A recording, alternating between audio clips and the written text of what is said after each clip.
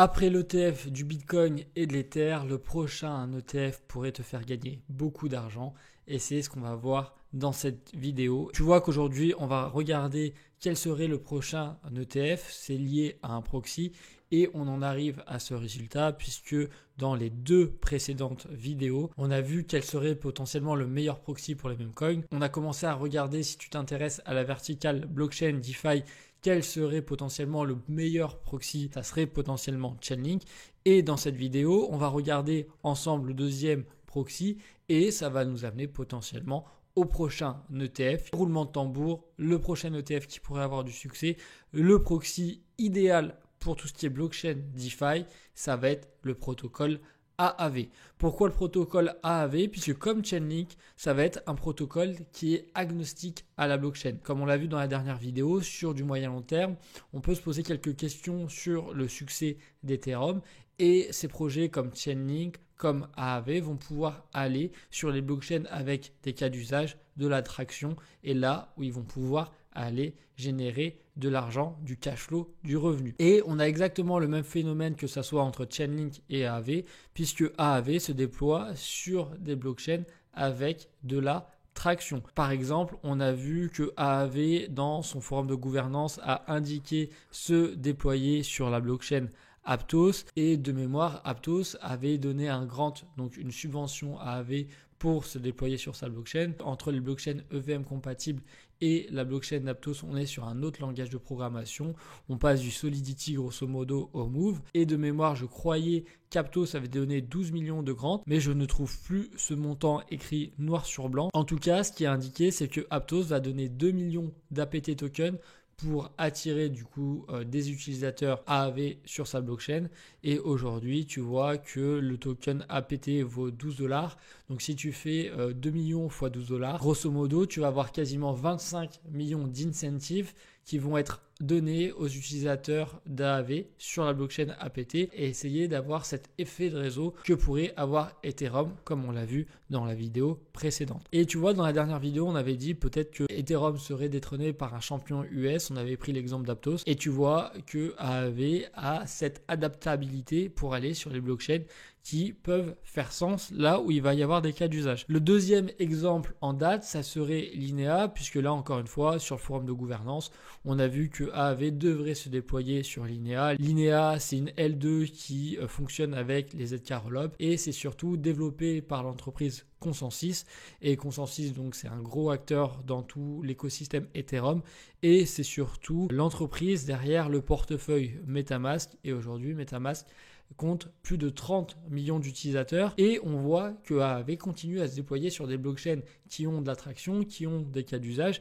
Et là, on peut voir que pour AAV, Linea pourrait être une belle vitrine, notamment avec le wallet MetaMask, puisque MetaMask pourrait directement intégrer le GHO, donc le stablecoin maison de AAV dans sa debit card et les gens pourraient directement faire des dépenses avec le stablecoin maison, donc le GHO. Et donc, on voit encore une fois que AAV va pouvoir aller générer un revenu supplémentaire, aller gagner potentiellement des nouveaux utilisateurs, des nouveaux clients et ce qui permet d'ajouter de la valeur au protocole. Et donc, je préfère presque comme Chainlink, posséder du AAV, du Link si j'ai une vision moyen long terme, c'est-à-dire je ne peux plus toucher par exemple mon portefeuille sur 5 à 10 ans, puisque je sais que ces protocoles vont réussir à se déployer sur les blockchains, sur les infrastructures qui auront le vent en poupe, alors que peut-être Ethereum dans 5 ans sera mort comme a pu l'être Yahoo. Je te laisse encore une fois regarder ma vidéo. Ensuite, ce qui est très intéressant avec ce projet-là, c'est que je classe AAV dans la catégorie du private equity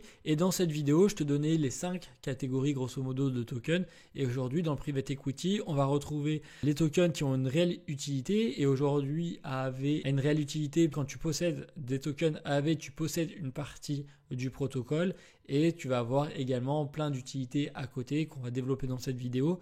Aujourd'hui AAV a un vrai business model, on va voir que c'est une cash machine. Elle a donc aussi un vrai product market fit. AAV a aujourd'hui plus de 30 milliards de dépôts sur sa plateforme et tu vas voir, ça génère énormément de cash. Et si on va voir par exemple la trésorerie du protocole, on voit que début novembre, on avait grosso modo 62 millions dans les caisses du protocole et on voit qu'à fin novembre, là, on a dépassé les 80 millions de trésorerie. Et si on va voir également le revenu, on peut voir que le revenu sur 7 jours oscille entre grosso modo 400 000 $ et 300 000 $. Si on fait un état des lieux sur les 30 derniers jours, on voit que ça oscille entre 220 000 $ et 528 000 $. Et si on fait une extrapolation du revenu des 7 derniers jours sur 365 jours, on arrive grosso modo, tu vois, à quasiment 220 millions de revenus. Sur l'extrapolation de 30 jours, on a quasiment les mêmes chiffres. Et si on regarde par rapport aux 365 derniers jours, on arrive grosso modo à 140 millions de dollars de revenus. Et ça permet à AAV d'être un projet, ce qu'on appelle de private equity, drivé par le cash flow, et ça lui permet également d'avoir sa propre R&D en interne. Pourquoi ? Puisque aujourd'hui on est sur la V3 du protocole. Ça signifie qu'auparavant on a eu une version 1 et une version 2 du protocole, et aujourd'hui on a dans les petits papiers la version 4 du protocole, et tu peux voir que la version 4 a déjà été budgétisée, a commencé à être payée, et on voit qu'elle va coûter à la DAO 12 millions de dollars. Donc par exemple, si aujourd'hui AAV génère grosso modo, on va arrondir les chiffres, mais 400 000 à 500 000 $ par jour, tu vois qu'en un mois de revenus, elle pourrait payer la version 4 du protocole. Et avec cette version 4 du protocole, ça permet à AAV de rester leader sur son marché, de mettre en place les dernières innovations, et peut-être que dans 3, 4, 5 ans, il faudra faire une V5, une V6, une V7. Et aujourd'hui, AAV génère assez de revenus pour pouvoir financer ça en interne, plus besoin d'appeler des fonds d'investissement. Et si on regarde un peu ce que nous propose la version 4, on voit que la proposition date de mai 2024. Et on voit par exemple en termes d'innovation, donc une nouvelle infrastructure qui va être un peu plus efficiente, on voit qu'on va avoir ce fameux Unified Liquidity Layer. C'est exactement ce que je te parlais dans ma précédente vidéo avec le CCIP de Chainlink et AAV. Donc on voit que ça va arriver sur la V4. Ensuite, ce qui est important de regarder également, c'est qu'on va avoir un contrôle des intérêts qui va se faire de manière automatique. Donc ça, c'est plutôt Morpho qui avait apporté cette nouvelle innovation. Et pour rappel, par exemple, Morpho a levé plus de 50 millions auprès de fonds d'investissement à une valorisation de mémoire de proche de 750 millions de dollars. Et pour rester compétitif, AAV, avec le cash qu'il génère, peut intégrer cette innovation dans son produit à un coût plus faible. On voit également dans les autres innovations, ça va être le Liquidity Premium. Donc ça, en fonction du collatéral que tu déposeras sur la plateforme, tu vas payer un taux d'emprunt qui sera un peu plus élevé en fonction du collatéral et ou un peu moins élevé. Si par exemple tu es sur l'ETH, tu vois que si c'est du stake Ether, comme c'est un peu plus risqué, tu auras potentiellement un premium. Et si tu es sur quelque chose de beaucoup plus risqué, tu auras peut-être 3% de taux d'intérêt en premium supplémentaire, alors qu'aujourd'hui, ce n'était pas possible de mettre un premium en fonction du collatéral que tu avais déposé. Et l'autre innovation qui est super intéressante, c'est tout ce qui concerne les mécanismes de liquidation, puisque Curve, avec son CRV USD, a mis en place un mécanisme de soft liquidation qui est plutôt intéressant. Et là, tu vois encore une fois, AAV, dans sa 4e version du protocole, va utiliser ce mécanisme, et ces innovations vont permettre à AAV de rester le leader sur ce marché-là et de pouvoir continuer à surfer sur les nouvelles innovations. Là, on peut se demander finalement, est-ce qu'on ne serait pas sur une anomalie de marché sur AAV ? Petite interruption pour t'annoncer qu'avec mon cabinet, on a développé un accompagnement qui permet en 1 de clarifier et de prioriser tes objectifs, en 2 de mettre un plan d'action personnalisé en mettant soit ton argent au travail, soit ton temps à profit. Pour mettre ton argent au travail, aujourd'hui, on a la chance d'être 100% indépendant et d'avoir une vision à 360 degrés, c'est-à-dire qu'à la fois on peut mélanger l'approche anglo-saxonne basée sur la performance avec par exemple les crypto-monnaies et l'approche latine basée sur le droit, basée sur des produits réglementés depuis des décennies. Donc si tu souhaites en savoir plus, tu peux prendre un rendez-vous de 20 minutes avec moi pour qu'on apprenne à se connaître et voir si ça vaut le coup d'aller plus loin. Tu retrouveras le lien dans la description. Maintenant, retour à la vidéo. Et pourquoi je te parle d'une anomalie de marché ? Puisque si on regarde, on a la Gnosis DAO, donc qui est une DAO historique, et AAV qui ont fait un partenariat pour déployer une credit line, donc une ligne de crédit de 5 millions de GHO, c'est-à-dire que la Gnosis DAO va pouvoir emprunter 5 millions de GHO en mettant directement de sa trésorerie des GNO ou des wraps stake Ether en collatéral. Et on peut se demander pourquoi on serait sur une anomalie de marché, puisque tu vois, dans cette vidéo, je t'avais expliqué que grâce à toutes ces anomalies de marché dans la finance décentralisée, dans la crypto, aujourd'hui, on pouvait encore avoir des rendements à 40 ou 50% de rendement sur les stablecoins.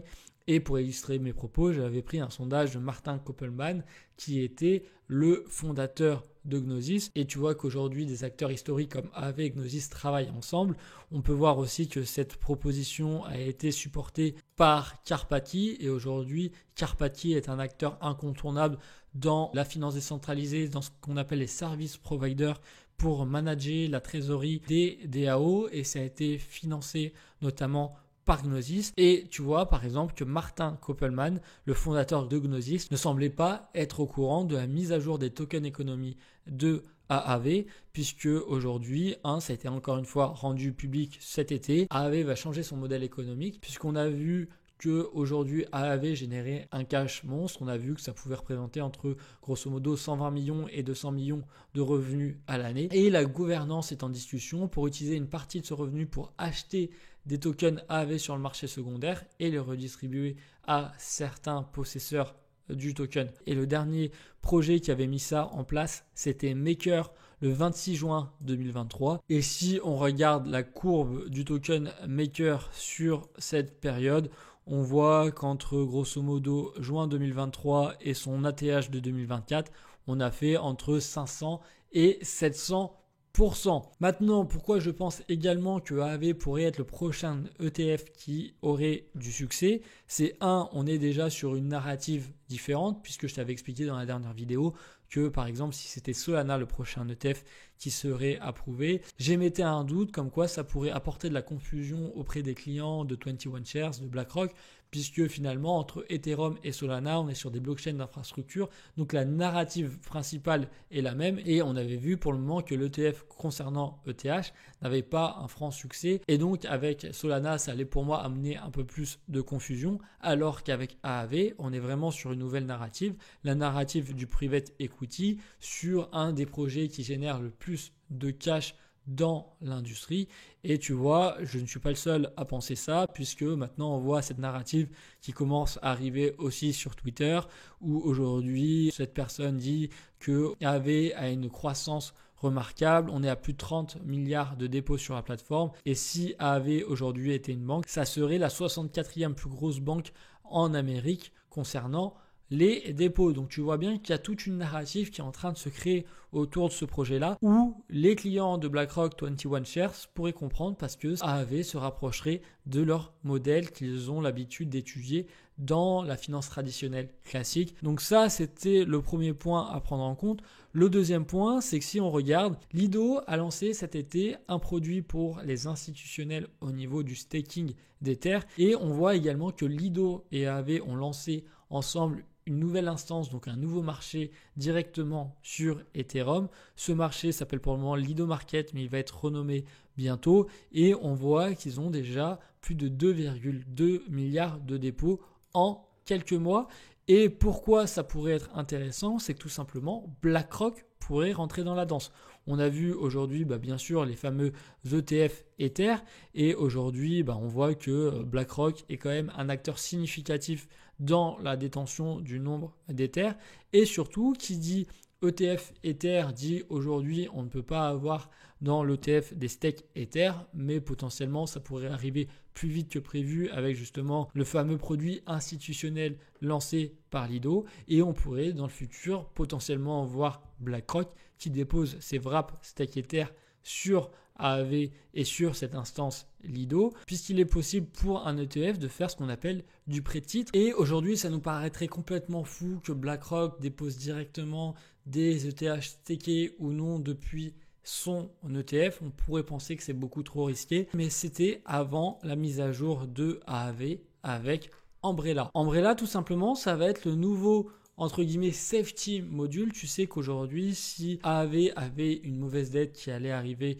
sur le protocole, des gens avaient stacké de la liquidité notamment en Aave pour qu'elle puisse être saisie pour rembourser cette mauvaise dette. avec la mise en place de Umbrella, on ne va plus avoir le même mécanisme. Le safety module va s'arrêter, mais à la place, c'est lorsque des personnes, des utilisateurs vont déposer de l'argent sur AAV. Là, par exemple, tu vois que le taux sur Ethereum est grosso modo à 2,25% avec 1,5% d'incentive, mais on va faire abstraction de cette incentive. Demain, tu auras des gens qui vont pouvoir déposer des Ethers et ils vont pouvoir prendre un risque supplémentaire en cas de mauvaise dette.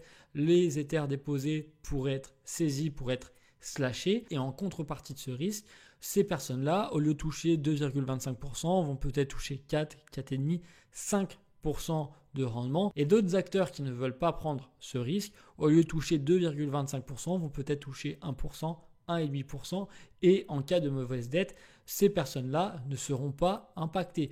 Donc, on peut penser dans le futur que BlackRock va pouvoir faire ce qu'on appelle du pré-titre, que ça soit sur du Wrap Stake Ether, si un ETF Wrap Stake Ether sera approuvé prochainement, ou directement déposer les ETH qu'ils ont actuellement et toucher un rendement supplémentaire sans prendre de risque. Aussi, ce qui me met la puce à l'oreille, c'est que BlackRock est déjà en étroite collaboration avec AAV, avec son fonds Buidl, puisque comme on l'a vu cet été, encore une fois, AAV et BlackRock ont commencé à collaborer pour que le fonds tokenisé de BlackRock, Buidl, entre dans le GSM.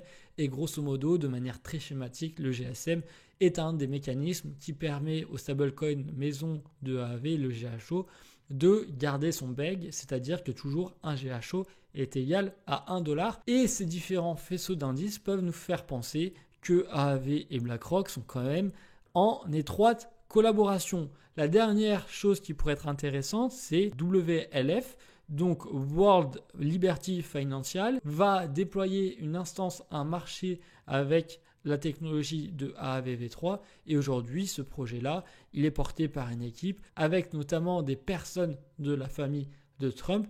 Et donc aujourd'hui, si même AAV commence à collaborer avec le nouveau gouvernement, avec BlackRock, on peut penser qu'un ETF sur AAV pourrait arriver un peu plus rapidement que prévu. Et juste avant de tourner cette vidéo, on a vu également que WLF devrait sortir sur la blockchain Tron, puisque maintenant le plus gros investisseur de WLF, c'est Justin Sun, et Justin Sun, c'est le fondateur de Tron. Si on revient sur ma narrative initiale où on souhaitait avoir un proxy qui puisse justement être flexible, adaptable en fonction des conditions du marché, on voit qu'aujourd'hui, si finalement c'est la blockchain Tron le grand gagnant, par exemple en Asie, AAV va quand même profiter de cette tendance, puisque WLF a quand même donné 7% de tous ses tokens à AAV et va redistribuer 20% des profits, des revenus générés par WLF à la trésorerie de AAV. Donc tu vois encore une fois les différentes synergies. Et le dernier argument qui pourrait me faire penser qu'un ETF AAV pourrait arriver dans un futur plus ou moins proche, c'est que BlackRock, sans dépenser $1, pourrait prendre la gouvernance d'AAV. Comment ? Tout simplement quand BlackRock